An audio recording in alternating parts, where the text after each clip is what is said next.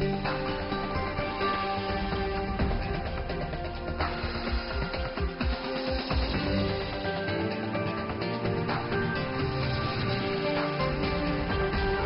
today's World Insight, millions back in China's cities for work after the Spring Festival holiday. How are defenses against viral spread holding up? And the epidemic seen from the outside looking in. The chief of Europe's top research council shares his expertise. Science is a force for unity. Science is a great way to address those tensions and to reduce them.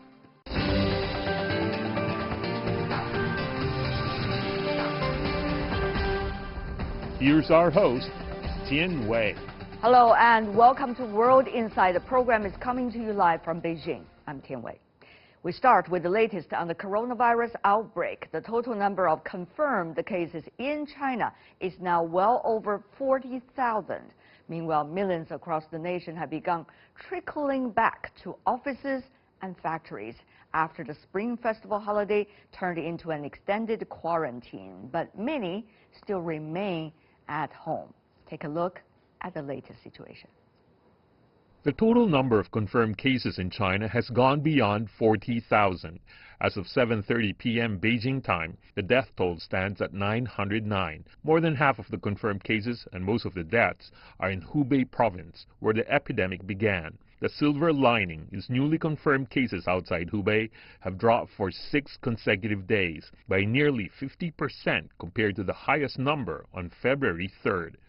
Meanwhile, millions of people across China are returning to work today after the extended Chinese New Year holiday ended. National Railway authorities expect 17 to 23 million trips per day in the next week. Beijing and Shanghai have each seen an influx of over 1 million people so far as migrant workers return. But more are expected back, as around 10 million people left the two cities before the holiday. There was a sharp decline in trips made over the Chinese New Year holiday this year. The Ministry of Transport said there were just over 11 million trips on Saturday, 84% fewer than the same day during last year's Spring Festival.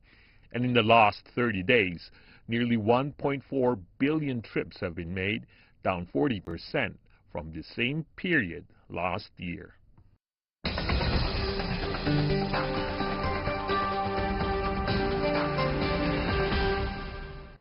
All the latest information, how are we going to digest them? What is next? For more on this, joining us in Madison, Wisconsin in the U.S., Xi Chen, an assistant professor of health policy and economics from the Yale School of Public Health.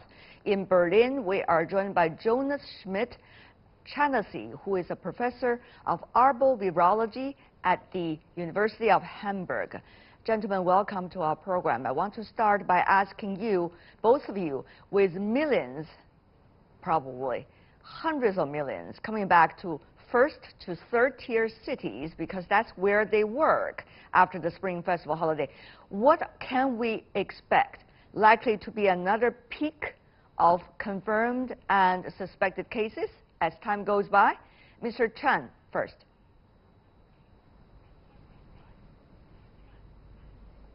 I think currently in Wuhan, in Hubei province, we would still expect the cut down of the transportations, the traffic. But in other parts of China, the cases have been down for a few consecutive days, and which is encouraging. And more flexible measures may be done to facilitate everyone's daily life as well as protecting people from being infected.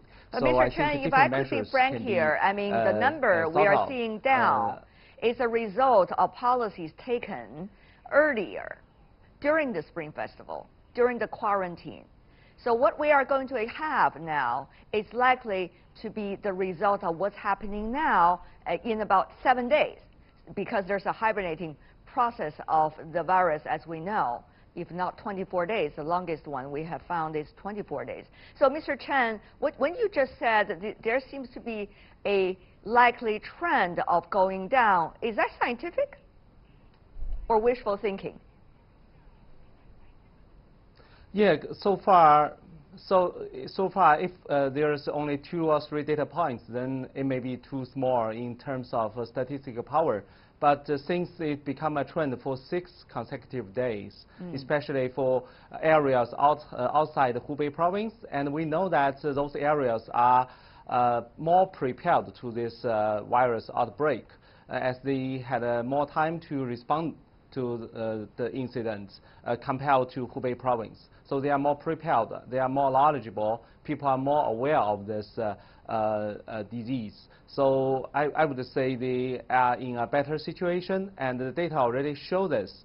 And the people are taking cautious measures to avoid being infected. So I think the self-isolation quarantine was in good condition, and if we look at the street in China, it's very much empty. So that means the compliance rate of the government policy to curb or contain this virus has been accepted by the general public in those areas. One of the things that we know about the virus, Mr. Schmidt-Chanasy, is that some of the patients at the early stage of being affected by the virus actually did not have any symptom. Only after 3 to 7 days and sometimes 14 days. Earlier, I also said that there's a latest case mentioned by Dr. Zhong Nanshan, that's for 24 days.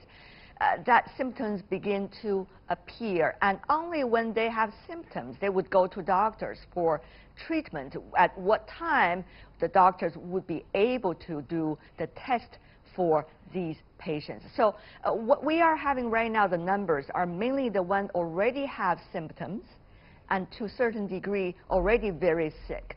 So there's a huge, seems to be, gap also between the one that could be affected to the number that we are having for confirmation and suspected. Having said this, my point really for you, Mr. Schmidt-Chanasy, is that what measures need to be taken now, since people have to come back to work, the economy has to go on, people have to live. So how should we keep that fine balance? Yes, I completely understand your question, and this is the most critical point that we need to answer, because there is not a clear answer now.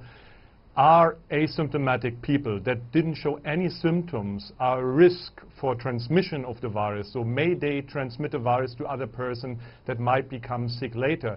This question is so far not answered. There are cases described in the literature by my colleagues also here in Germany that clearly show that asymptomatic people that didn't show any symptoms can transmit the virus. So the question is the extent of this transmission chain. Is this a major mode of transmission?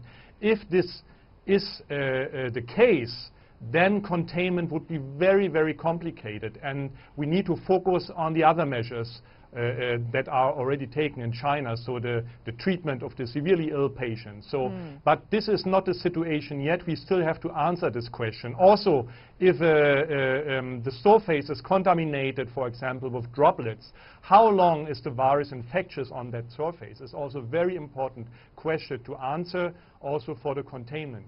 And again, we have to separate the situation in Wuhan and Hubei from the rest of China, as mentioned before, and also the rest of the world. So what the situation is now in Hubei and Wuhan is that it is a bottle of water. We have a lot of holes in this bottle, and WHO, China, tried to put the fingers on those holes. So far, we are successful. However, the virus drills new hole every day. So this is the fight that we are doing now. That has a lot to do with the nature of this virus. It's very much infectious. However, at the same time, when it comes to death rate, if compared to SARS or MERS, it could be lower. Of course, this is also on the condition that we do not know the overall number, because many do not have the symptoms yet. So, but if I could, Mr. Schmidt-Chanasy, to follow up, according to the latest article provided by Dr. Zhong Nanshan recently, there had been a case study of 1,004 patients. Among them, almost 35% did not have any fever or symptoms related to that, even during the hibernation process. And also, at the time when they're being regarded as suspicious cases. So you see a very diverse kinds of cases when it comes to how people would be like when they are infected by this virus. So this gives another layer of difficulties for doctors and also first responders to do what they can, isn't it?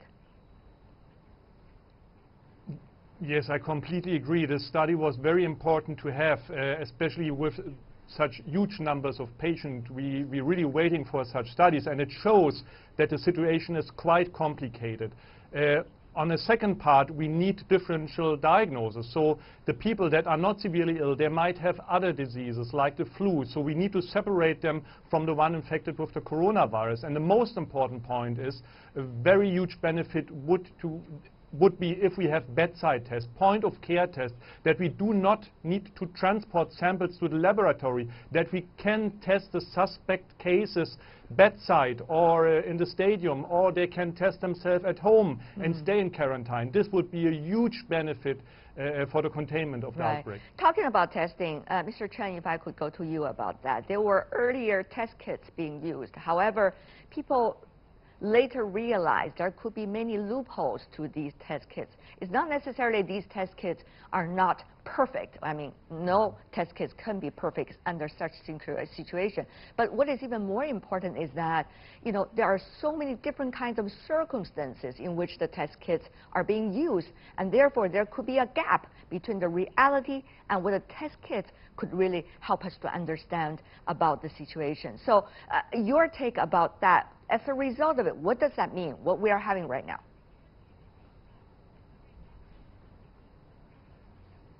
So that means there's a large challenge to the local health community centers, because so far China have tried to implement, I would say, 4-tiered management system. So people need to, the suspected cases, they are first tested in the health community center. But if many of those diseases are without symptom and the tests are not standard, so that poses a challenge to confirm those cases. But after that, the confirmed cases are people are going to the Fangcang Hospital and the shelter, the quarantine center, the quarantine camp. And those are with a lighter disease, lighter symptoms. But for those more severe disease patients, they are going to the Huoshenshan, Leishenshan. The most critically ill going to some specialized top tertiary hospitals. So I would say the more pressure currently is on the primary care system, which is the community health center. But we know that in the last 10 years, China's healthcare reform tried to empower them to integrate the service in the health, primary care system with the hospital. But we still need a long way to go to empower them, because currently the hospitals are so big and the patients trust more hospitals. So that's why there's understaffing in the local communities. Right. So at this moment, very difficult moment, I would say that they may need to try multiple ways. For example, I know that the CT scans are more appropriate in testing them. But I know there's a shortage in the medical supplies. For some areas, is there any way to ship some medical supplies, the big machines with more accurate testing to those, especially in the epicenter, where there are many more such cases? Now, there's a lot of logistical difficulties as well. And meanwhile, as you may have heard, there are 2,000-strong team of some of the best doctors in this specific area from all over China that are going to the epicenter to Wuhan and some of the other surrounding area. But still, it is lack of the medical help that it needs with such a scale of outbreak. This is another story. What I want to talk about now is more about the science part, because both of you are working on that part. Mr. Schmidt, China C, why do we, at this stage, still know so little about this novel coronavirus, even though 17 years ago, we, meaning all of us here on Earth, already had the SARS. Earlier, we also had the MERS as well. So this time, why we still, with already 1 month, as we consider it as a big threat for all of us, know so little about this virus? Yes, I mean, first I have to mention this new virus is not SARS. There are very important differences when no, we they're not compare both SARS, but they're viruses. all Although coronavirus maybe themselves. And also we have seen very slow movement yes. of research concerning coronavirus since 17 years ago until today, whether it's yes. vaccine or some of the treatment, therapeutic yes. treatment. Yes. It is clear because we didn't have any SARS patient anymore since 70 years, so it was not possible to bring a drug into clinical trials or a vaccine.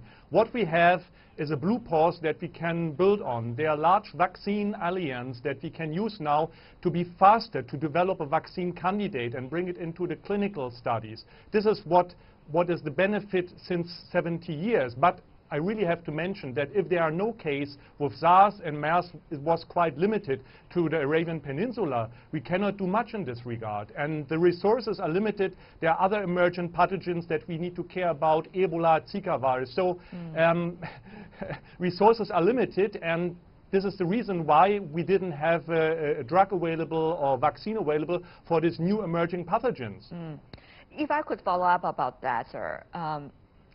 We've seen apparently, as some have pointed out, a speeding up process of coronavirus mutating and changing, and also different types of coronavirus been bringing to us public health emergency one after another. After SARS, we also have the MERS. Now, not long after MERS, we've already have this novel coronavirus, 2019 novel coronavirus. So is there an apparent pattern of this coronavirus development in terms of speed? What does that mean for the medical and research community now? I would not say that there is a specific pattern. What is the same is that is a zoonotic virus. So all of these MERS, SARS, and the new coronavirus are transmitted from wild animals to humans. So this is an important point. So the barriers between wild animals and people, especially in Asia, are destroyed. So there's no barrier anymore. There are close contacts, and this is more intense, especially when compared to 70 years ago. So this makes it very complicated for the containment because the new infection spread so fast in Wuhan that it was impossible within 1 or 2 weeks to get this outbreak under control. Even the virus was identified very quickly by the Chinese scientists. So this is the situation that we face nowadays, and this situation can't be changed in the future because, I mean, those contacts exist, or we have to change the cultural behavior. So a Chinese traditional medicine sometimes belong on those animals. So we really have to work on this, but it is not an easy task. Tom talk about the cultural behavior, others talk about climate change. There are many factors that could have an impact. We do not know yet whether they are 100% confirmed having a direct impact on this, but certainly there's a lot of food for thought. We are not yet going into public policy. I want to start once again to bring all of us to the science part as well, because this part is extremely important right now in terms of how to handle an emergency that is still boiling. Let me ask you about this. If China could hold off to the front line of the spread of this virus, we have seen this nationwide campaign China has been working on, and also the sealing of the city of Wuhan, meanwhile. If China could hold on to this, of course, the other parts of the world do not have to worry much.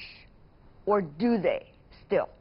With this hectic traveling people are having as a result of globalization, which is part of our life. What does this mean for a virus that is not likely to die? Of course, it will still exist. So what does that mean for all of us, even in the middle and the longer term? Mr. Chen.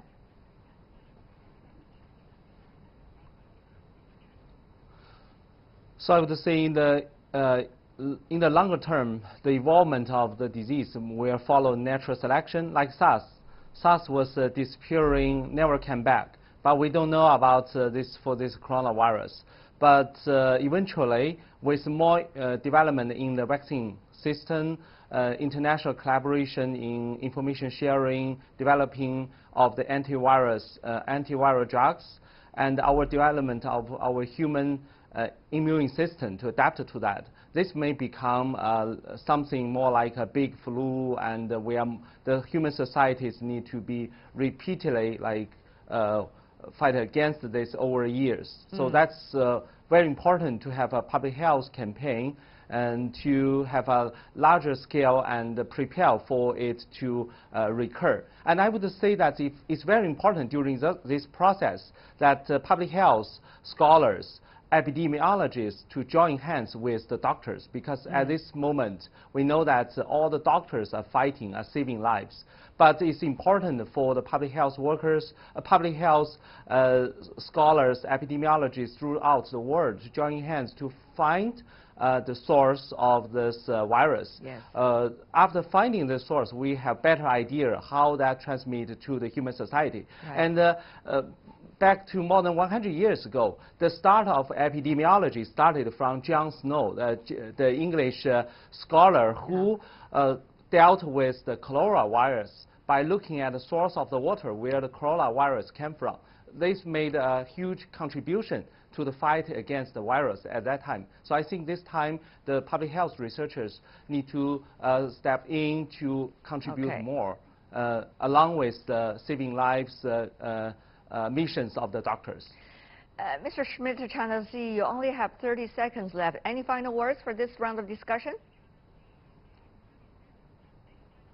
I completely agree on the statements. One Health is important, but I see it in a good way. We have a very open discussion with our Chinese colleagues. Now 400 colleagues are in Geneva at WHO discussing all the issues. So this is exactly what we need to do now. Right. WHO has sent a special delegation to China to exchange with the Chinese scholars today, and also we're likely to see a global forum taking place later this week on the controlling of the outbreak of coronavirus, this coronavirus 2019. Thank you so much for both of you joining us. Xi Chen, Jonas Schmidt, Shaughnessy, really appreciate it. Be healthy. Thank you. You're watching World Insight with me, Tian Wei. Still to come on our program. The epidemic seen from the outside looking in. The chief of Europe's top research council shares his expertise right after the break. Welcome back. You're still watching World Insight. I'm Tian Wei. We are keeping our eyes still on the coronavirus outbreak. Now the virus has spread to 24 other countries with a total of more than 3,000 confirmed cases. The Chinese government and global health authorities have spared no effort in containing the spread of the virus. Earlier, on the sidelines of the World Economic Forum in Davos, I spoke to Mauro Ferrari, who is the president of the European Research Council. He's also a world-renowned nanomedicine pioneer. Here is his take on the health crisis.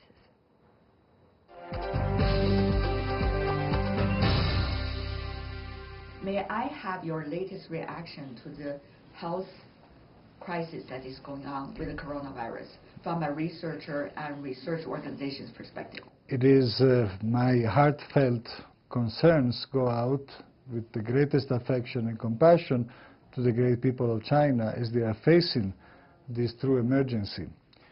It is, of course, much is unknown yet as to what the distribution pattern, for instance, and mechanisms for this virus is. But I'm very comforted by the fact that the Chinese government and the Chinese people have reacted in a way that is very, very, very massive, very powerful, and hopefully will be able to contain the disease. And truly, this is one of those situations where the importance of science becomes so dramatically relevant, and where the importance of collaboration becomes so incredibly relevant. Now, China has done incredible things in its growth, in its scientific production. It has been absolutely amazing what the country of China has been able to do, especially in the last 30 years, and I am really, really, really very impressed with the incredible progress. So I have great confidence that Chinese scientists will be able to address the fundamental mechanics that have to do with this disease. But when it comes to containment, when it comes to public health reactions, as well as on the science side, this needs to be done in a collaborative fashion worldwide. Talking about collaboration, the collaboration between China and Europe, particularly in science and technological research, medical included, is very crucial. Now, tell me more about your understanding about levels so far. To what degree would you like that to continue, sir? Yes, absolutely. It is the nature of science that we collaborate. The science works best when collaboration and flow of information goes unimpeded between laboratories. Scientists are inherently collaborative. You can go to a laboratory in China or in Europe or anywhere else in the world, and people interact in the same way. You close your eyes, you don't even know where you are, because scientists always work in a collaborative mode. What are some of the areas that you are really looking at right now for collaboration? Absolutely. So the way the European Research Council works, let me tell you about that a little bit. The European Research Council is the main funding agency for Europe, for European countries, and for associated countries that are, for instance, Israel, for instance, Switzerland. They are not part of the European Union. And what we do, we provide financial support to scientists, but we don't tell them what they need to work on. We allow them, we trust the world of science, we trust them to propose to us what I think are the most interesting problems and their breakthrough frontier, high-risk, high-payoff solutions. I think in a research strategy there must be incremental research, deployment research, development, and that is very necessary. What the ERC does in parallel with that is focus on the breakthrough discoveries, which are typically pre-competitive, very open to collaboration, and in keeping with that, we are open to the world, meaning that we accept proposals that literally come from all over the world. We have about 40 Chinese nationals that have been funded through the European Research Council, and we cherish their contribution, and we look forward to continuing to interact with China. What are some of the specific areas you are looking at? Can you give us some? My personal opinion, again, ERC does not dictate what people need to do research on, but my personal opinion, I believe that quantum computing is a foundational platform that will completely revolutionize humankind. Climate change research is fundamental in everything that starts from data collection, the mathematical modeling that requires computational tools, the ability to predict, of course, is very important. The notion of planetary boundaries. Climate change is one, but there are 8 other boundaries that we need to be concerned about. Things such as nitrogen and potassium flow, ozone in the stratosphere, diversity, biological diversity. All of these things are connected in some ways that only basic science can understand, and each of these can be triggered into a spiral of catastrophic consequences for all of humankind. So that's a big area for science focus, for sure. Cancer is a primary mission, of course, of the European Union, and cancer is an area where I think the whole world working together in a collaborative fashion can bring us to the point within this generation where the word cancer is no longer a death sentence for anybody. Some have been talking about, the strategic fight against the 5G, which is just one small part of all the technological development. What do you make of this, geopolitical, economic interest competition and many other things concentrated on one topic? Is this going to be crystallizing some of the future debates we have about science, about cooperation, about application? In some ways, I think that is a paradigm. It is something that may bring some people to think that we will find the same in all great technological discoveries, scientific discoveries in the future. I do not think that will be the case. I want to clarify the science is one thing, trade is another thing. The dynamics between countries, of course, are something that is of great importance, and with peace in mind, everybody needs to focus on to foster diffusion of these concerns.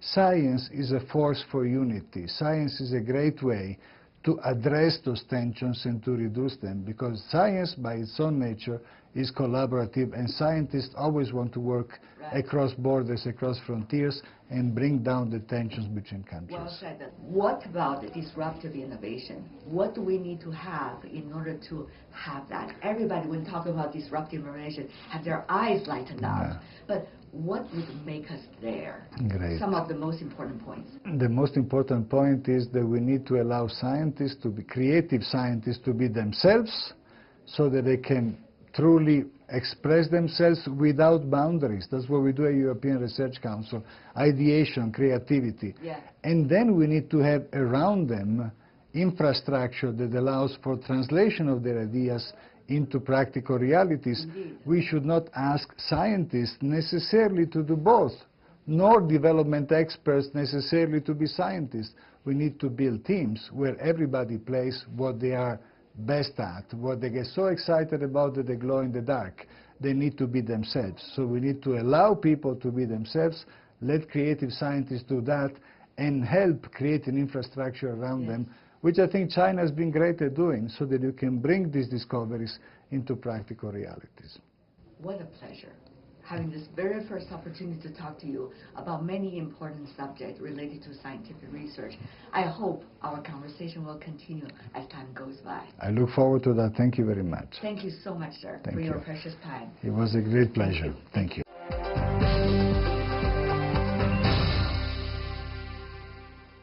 Mauro Ferrari, the president of the European Research Council.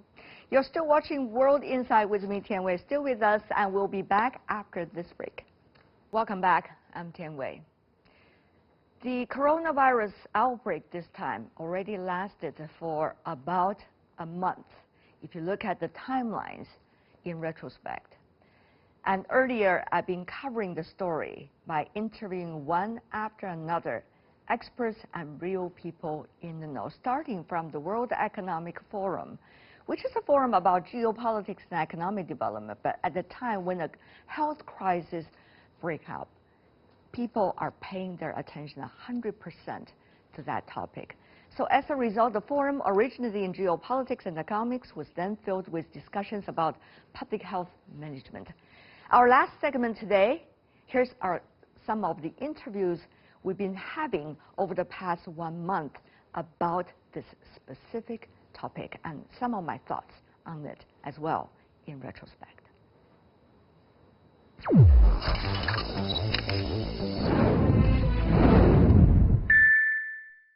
You just never know what would come next. When I took the World Economic Forum in Davos as my last assignment before the start of the Chinese New Year, the news broke. A new form of coronavirus could lead to another public health crisis 17 years after SARS. I remember SARS and what it meant for China. As a result, the coverage of geopolitics and world economic output also took a turn there for a brewing public health crisis overnight. The biggest question, what is the situation on the ground? Has China been forthcoming and straightforward, transparent with the rest of the world about it? Chinese authorities have done an excellent job of trying to figure out what's going on very quickly. And not only have they been figuring it out, but they've been spreading the information, allowing everyone across the world to see it. They figured out what the virus was, they sequenced its genome, and they publicized that almost immediately. But still, people are concerned. So I asked this gentleman, who explained clearly and in a straightforward manner what China should do. I can always, see the dilemma, relevant government agencies are facing. On the one hand, they don't want to create unnecessary panic in the public. You also do not want people to underestimate the potential risks. I think the lessons we learned from SARS is that in this kind of situation, don't be afraid of telling the public you don't know everything. Try to provide as much information as you know, and be ready to say, we were wrong yesterday, and here's the latest information that we're going to update you. I think only through that kind of honest, transparent communication, then you will establish the trust of the public relying on your source of information rather than on the rumors from their friends, relatives, and so on. But things were happening so fast. Various media reports suggested the number of confirmed cases from Wuhan had been rising daily, and there were cases already elsewhere in the country. The public health front of the Hubei province was under extreme stress, and at the same time, China's research capabilities in response to the outbreak were being tested. So would there be the right medicine for the infected? Would there be vaccines for everyone? There is a frustration among the general public. People look at vaccine as one of the solutions. But why so slow? We're seeing new emerging diseases almost every year. We need to have frameworks and technologies in place like we have for flu, where if we need to develop a new vaccine every single year, we can do it. And we cannot do that right now. If you leave it to the private sector, things are going to be done that make good business sense. The clock was ticking in China against the outbreak, and also on the Swiss mountain slope. After many rounds of back and forth, Peter Piot, the legendary expert who helped to discover the virus that led to Ebola, finally agreed to speak to me. These are viruses that are so-called zoonoses. So what is a zoonosis? These are viruses that infect animals, but when they jump from the animal, let's say it could be a chicken, it could be a bat, to humans, then you get these epidemics. And when you look at, for example, Ebola, the reservoir is a bat. When you have MERS in the Middle East, it's camels. You have with SARS, civet cats. Influenza is usually birds. You cannot control an epidemic, or you cannot develop these new vaccines without very strong collaboration. When I rushed back to Beijing, China already advised all travelers to wear face masks to prevent the further spread of the virus, and the airport looked very different. And the numbers of confirmed and suspected cases swelled. Health authorities put out daily bulletins, and the media was dealing with something it had not for quite some time. The crisis went on, but concerted effort to combat the crisis also became clearer. Look at this photo. Not look at me, but the almost empty street of Beijing behind me. I was on assignment crossing a yearly very busy street. The public holiday for the Lunar Chinese New Year has been extended to prevent and control the spread of the new coronavirus. The WHO also declared the latest outbreak related to novel coronavirus a fake or public health emergency of international concern. At this point, things became very different. As a result, efforts from the first responders are becoming ever more restricted. They are the medical workers on the front line. They are also the construction workers who worked day and night to build the 2 special-purpose hospitals for novel coronavirus patients. They are also the researchers and scientists, such as Zhong Nanshan, the Chinese epidemiologist, who discovered the SARS coronavirus 17 years ago. He also, this time, broke the news about the possible human-to-human transmission. And his friends, a group of health experts and scientists from all over the world. Professor Ian Lipkin is among them, and probably one of those who worked most closely with Zhong. He carried 10,000 test kits with him 17 years ago and brought them to China to help the country fight SARS. He was here again to see and work with his Chinese counterparts. When scientists that would be talk, your baseline, but we you don't better have listen to anything them. like that. So what we really need to do is to say, we're going to test this drug versus purely supportive care. And then we have to compare the morbidity and mortality associated with those 2 groups of people. And it has to be designed in such a way that it's going to be statistically powerful enough so that we can get information. But until you have accurate ways to diagnose cases, to make comparisons between groups, you can't really begin to start talking about therapeutics. This is difficult. Now, everybody wants to test their own drug. We just need to do it in a way that is scientifically and ethically sound. At the moment, the crisis is still going on, so are efforts seeking solutions to it, and so is our coverage. This is going to be unforgettable for me, and I guess for every one of us. I'm Tian Wei. Be healthy.